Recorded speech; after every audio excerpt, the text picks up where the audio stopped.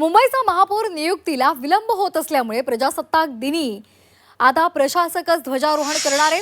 मुंबई महापालिकेचा 26 जानेवारीचं ध्वजारोहण हे आयुक्तांच्या हस्तेच केलं जाणार आहे।